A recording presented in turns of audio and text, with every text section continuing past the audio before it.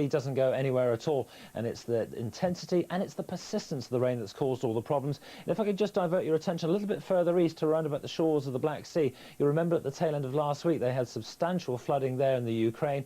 It's likely to continue raining within the next 24 hours, and that's not the end of it, because in the next 2 or 3 days we will see further rains in the Ukraine.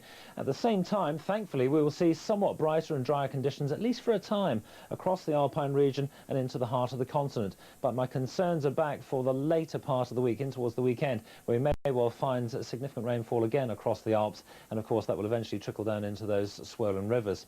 Enough of the continent, let's come back closer to home. We already have one band of cloud and rain work its way into the northwestern quarter of the British Isles. More fronts lining up here in the Atlantic. And you see that the pattern over the next couple of days is to keep areas of low pressure, here's the first one, running up towards the northwest. And as that one moves away, towards the weekend, we will see perhaps yet another area of low pressure, keeping things very unsettled across the north and west. But at the same time, we try and hang on to a little bit of high pressure down in the south. And that's going to make things a little bit warmer there, and it will tend to keep things a little bit drier and sunnier too. But further to the north and west, there will be more cloud, there will be more wind and more rain.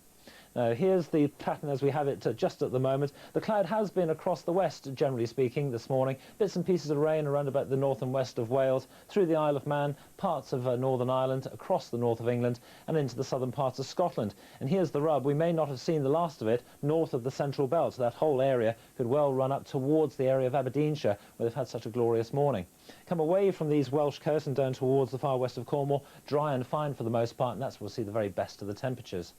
Now tomorrow, as I say, we start to bring in maybe another area of low pressure with all its cloud and rain eventually spilling in across Northern Ireland and eventually getting into Scotland too.